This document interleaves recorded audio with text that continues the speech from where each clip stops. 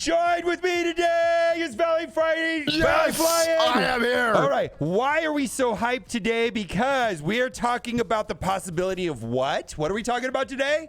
A skill raid team. Oh my God. Yes. A skill Baby. raid Baby. team, maybe. Actually, I think so. And we're actually going to put this out to the community because we're not sure. But in general, Marvel Strike Force Galaxy, it doesn't really care about tags, right? They kind of do what they want with tags, right?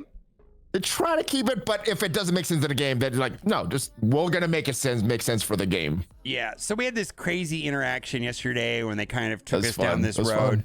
And then they said, all right, hear me out. And they have this work in progress. It's a black and white photo.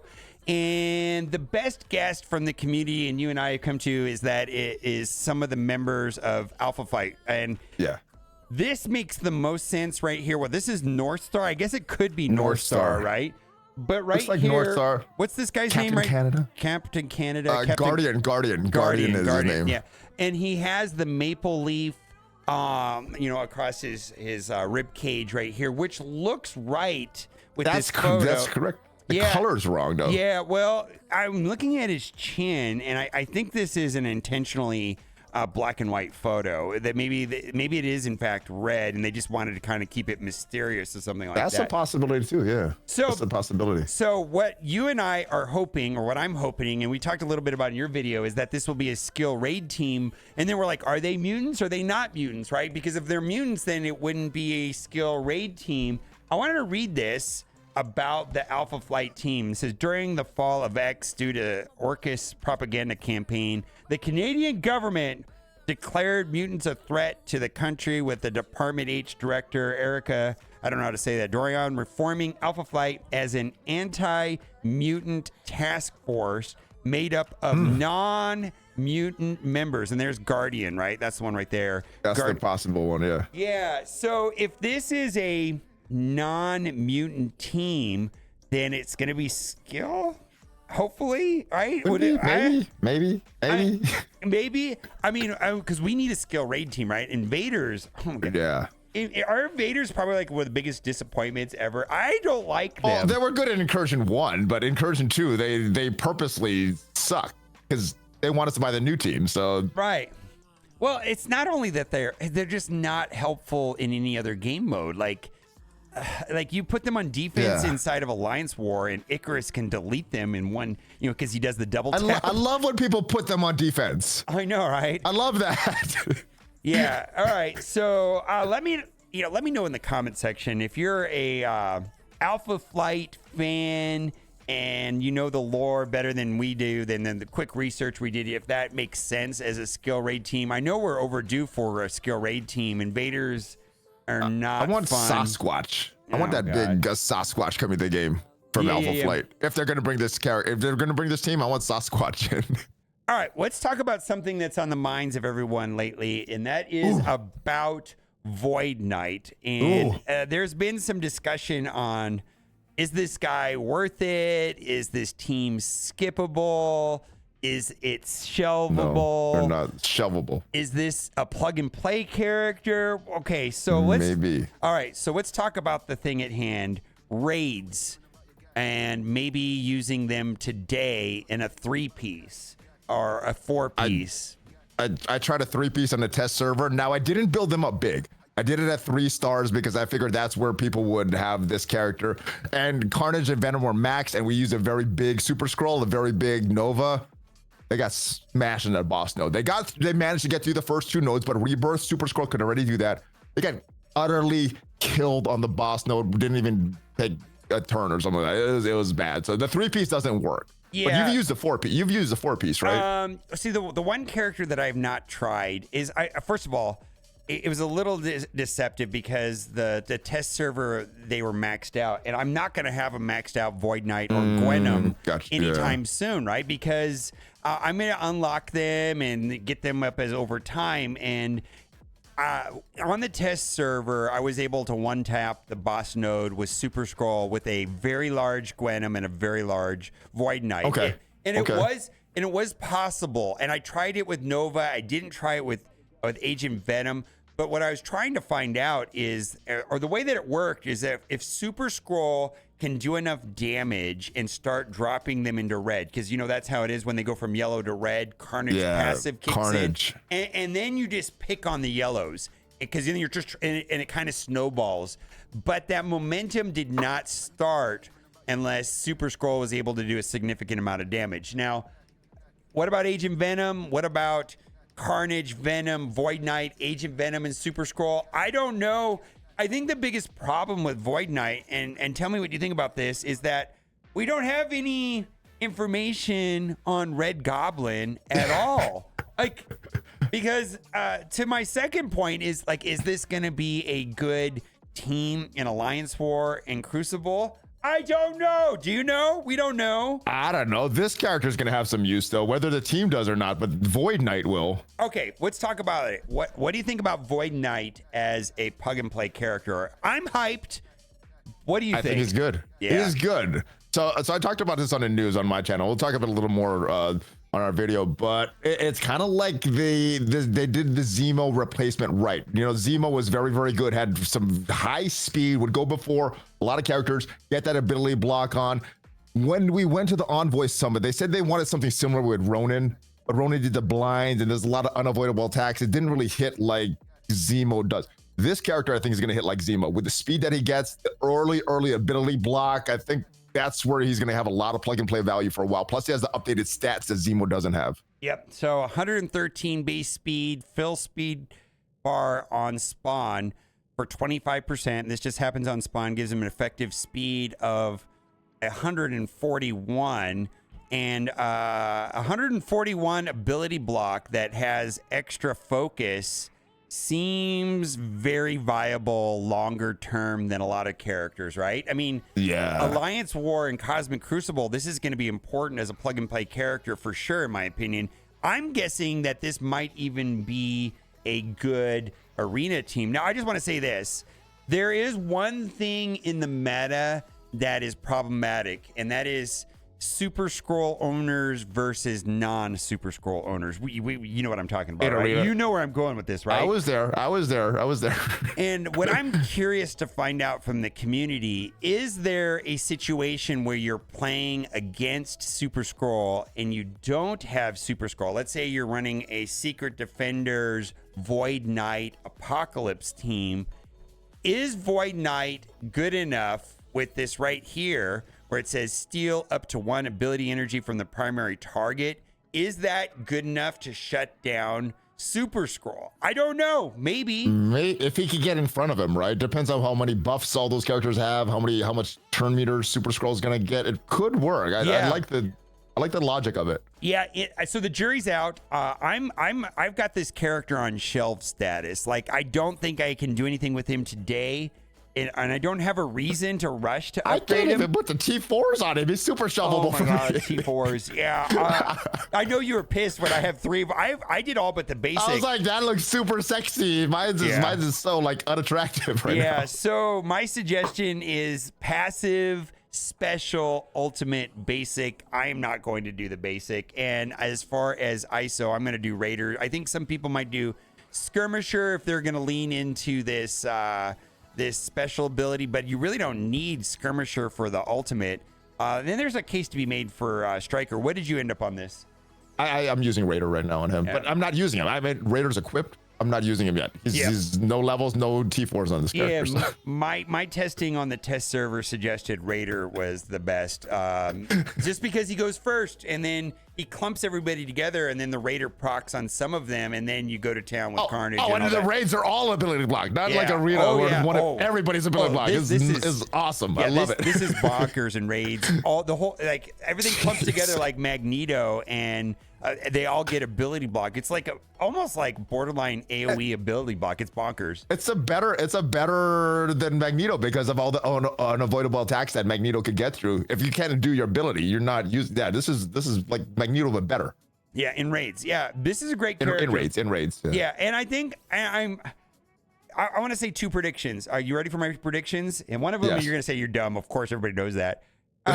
This idea that Rebirth and Super Scroll are fine today, they do struggle on the boss node, but the next version of the raids, that's not going to be a thing, right? I'm pretty sure that Red Goblin and the symbiotes, Hive Mind is going to be if you want to do well in the next version of raids. Okay, no surprise there. That's not saying anything right there. Let's even go with the current version of raids. If you want to save some time, spend some time playing other content in Marvel Strike Force, you want to be able to sim the raids, spend less time there, you're going to need this team to sim the raids. Or even if we're having had to like sometimes double or triple or quadruple tap, like team up on the boss. It's there's 4 people in the lane, but like to be able to have one person solo the boss is going to give us a lot more extra resources to struggle with our invaders in the skill section. But anyways, or not if Alpha Flight comes in time. Yeah. And then secondly, Green Goblin. It feels like of late that Scopely on these raid teams wants them to be goodish in Crucible and War. Like the same way that Extreme, X-Men, and Pegasus are goodish. They're pretty good, right? Yeah. They're good. Better than Invaders. Way better than Invaders. Yeah. I mean, the days of like raid teams being useless in other game modes, like I think Bifrost is kind of lackluster and Invaders is lackluster. It feels like they turned the gate, they turned the corner or whatever. And but I'm not willing to call that until I see Red Goblin. So anyways, we can't. Yeah, so I bought this guy. I bought the $50. Now speaking of spending money, let's talk about the offers on Void Knight. Ooh. What's your take on this pack of Wrath and how it works and whether it's a good or a bad thing? Well, initially my thoughts was if you're going to get these characters, you're going to get anyway. This is a bonus for you. If you weren't going to get them, you weren't going to get them anyway. This is not going to change your mind.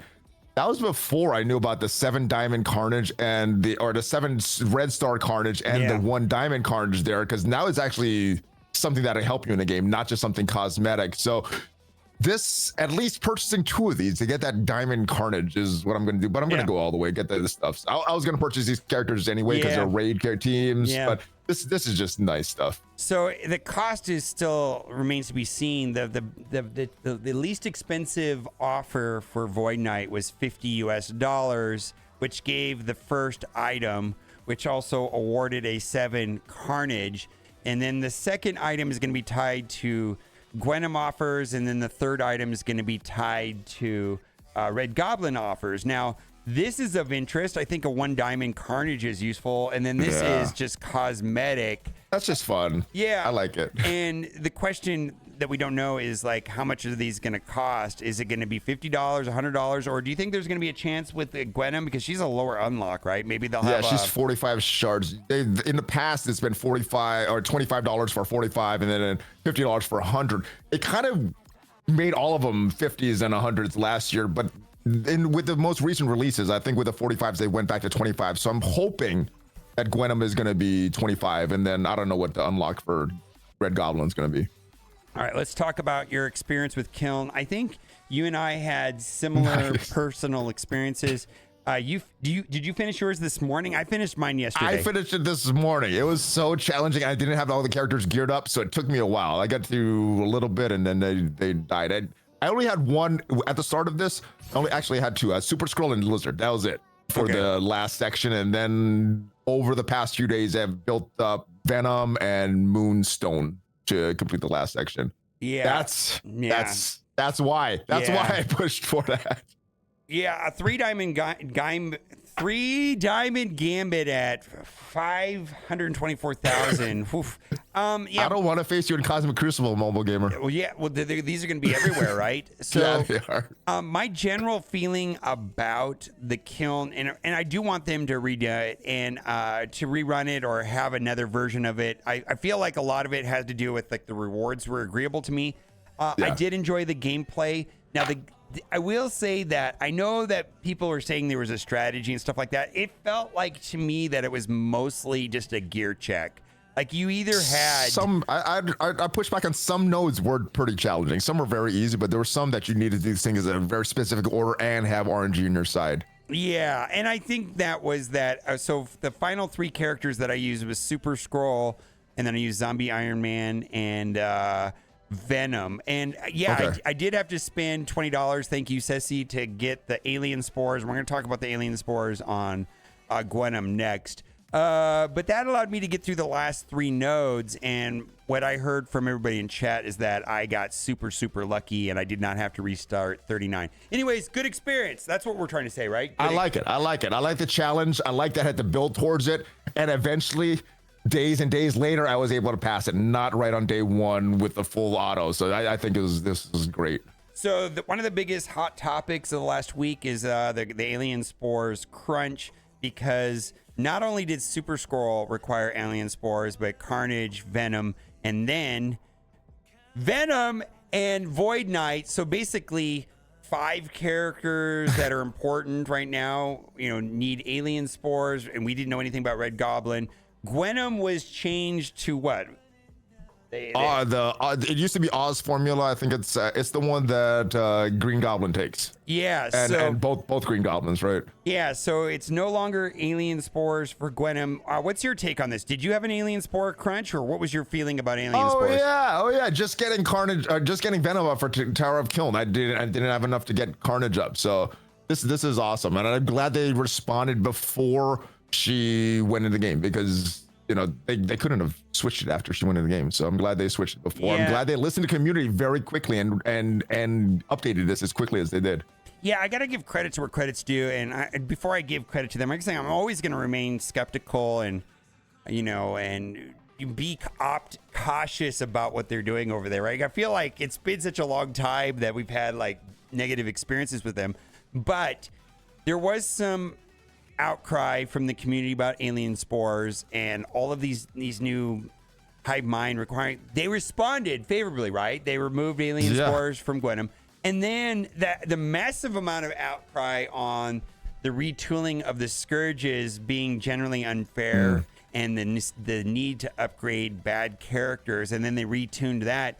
We got to kind of give credit to credit's due. This is a new Scopely. This is a new Scopely, man. Yeah, I don't know what's going on, but there definitely seems to be a changing of the guard. And then lastly, we want to go over some data mines, because I feel like today we're getting our payout from Cosmic Crucible, and we don't know when this is going to happen, but I want to read this right here. Also, I want to give a shout out to Rocket, 1420, yes. And a link to his Discord server will be in the description if you want more access to data mines. There's several people that do data mines, but this is where we got this data mine from. Recruit Pegasus Commander. Iron Man Infinity War character shards are now available in the Cosmic Crucible store for Elite Crucible credits. So we're going to talk about what your strategy is going to be around Elite Crucible credits. Darkhawk character shards now available. Hard Heroes 7 to 6. Well, that's going to be simple. Then you just hard them. That's awesome, because I was already farming that node for the gold orbs for Morbius anyway. That's okay. I'm already farming that node. Awesome. Now, and then, so the problem with this, and we're going to talk about Ironheart MK2. So that's a new Ironheart for Pegasus, now available in War Store for War credits.